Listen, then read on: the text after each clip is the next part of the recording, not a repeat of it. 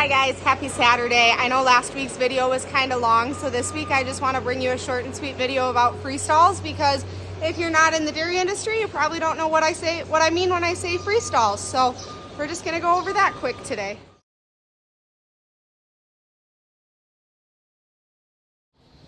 Hi guys, so I am standing in our Freestall barn. We built this barn in 2010 and retrofitted it for robots in 2017.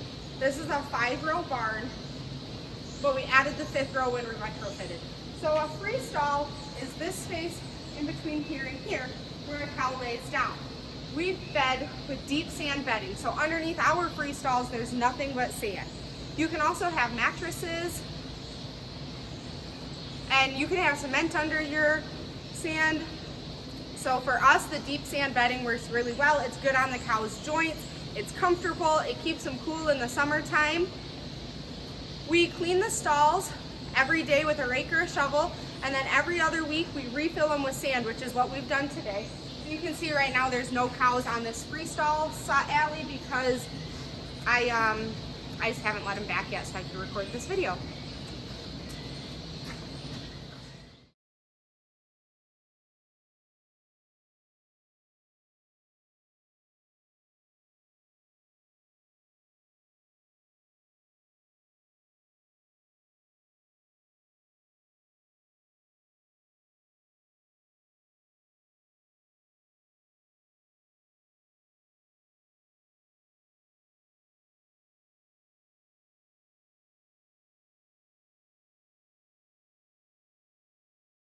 So to expand on why I called this a 5-row barn, you can see they're all kind of blocking it, but there's 1 row of freestalls here. And then these 2 are head-to-head stalls right here. So that makes 3 rows.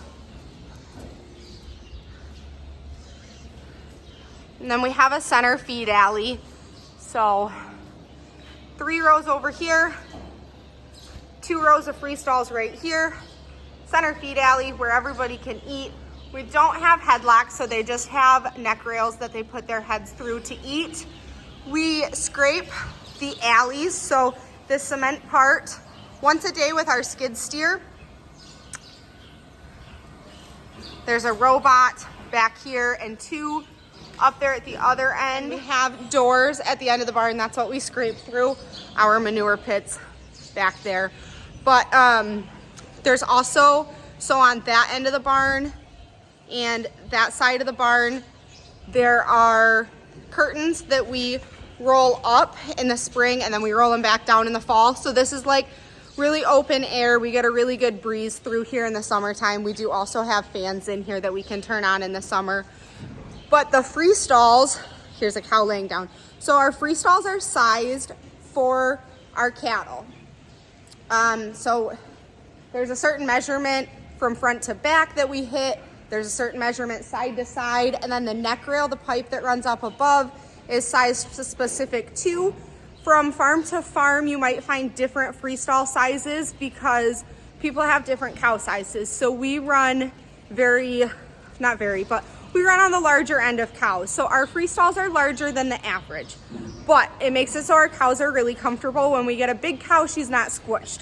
We do get, sometimes a littler heifer can have more room to move around, but for the most part, they are the correct size for the average on our herd.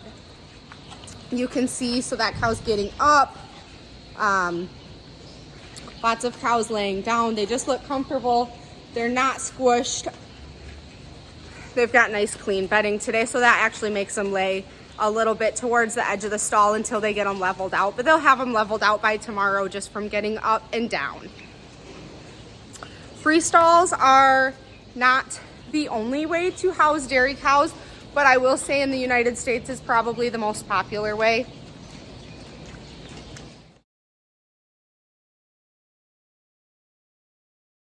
So this is the front end of the barn. I was just coming to you from the back end of the barn.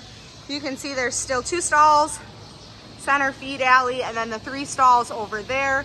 This is our feed room here, and then the robots are right up here. This is our room with 2, and then the 3rd one is back there where the eaves change. and our freshening barn is actually connected to that robot. So we love Freestalls enough that we actually house our dry cows and heifers in a second Freestall barn. We built this barn in 2012. It's very similar in concept to the cow barn.